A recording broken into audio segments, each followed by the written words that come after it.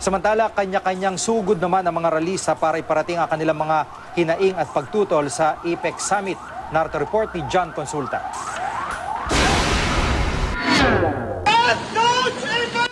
Nagmarcha ang grupong San Lakas at Partido Lakas ng Masa mula UST sa Espanya para magprotesta kasabay ng APEC Economic Leaders Meeting.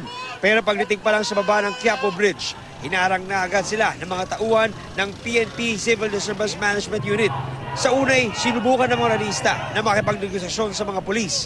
Pero kalaunan ay nagtatakbo ang mga ralista sa iba't ibang direksyon. Patintero tuloy ang nangyari sa pagitan ng mga militante at mga anti-riot police hanggang sa nagkaroon ng tulakan at balyahan. Pero nang di makalusot ay hindi na sila tumuloy sa PICC at doon na lang nila isinagawa ang anti-APEC protest. Dinungisan at sinunog pa nila ang logo ng APEC. Pagdating sa Rojas Boulevard, nagkabalyahan at tulakan naman ang isa pang grupo ng mga ralista nang harangin sila ng mga pulis.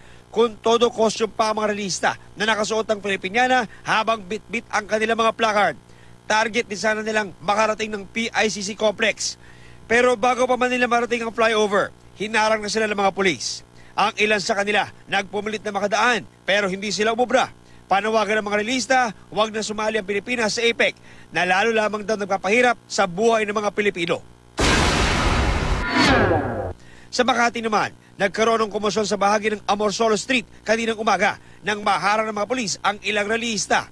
Nakasakay sa isang pampasaherong jeep ang grupo nang maisipitan sila ng mga pulis. Laking gulat daw nila nang madiskubre na ang mga pasahero nakasuot ng makukulay na animal costume. May mga nakakostume ng sisiw, baka, elepante, aso at baboy na mga miyembro pala ng grupong PETA o People for the Ethical Treatment of Animals. Ang balak daw sana nila ay maglibot sa Makati, partikular sa Ayala, para ikampanya ang karapatan ng mga hayop at ang laban kontra climate change.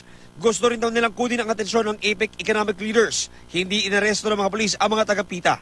Pero pinabalik pa rin sila sa tanggapan nila sa Salcedo Street dahil bawal ang pagrarally nila ng walang permit. Okay lang naman daw ito sa PETA. Ang importante, napahati daw nila ang kanilang mensahe kahit papano. John Consulta, GMA News.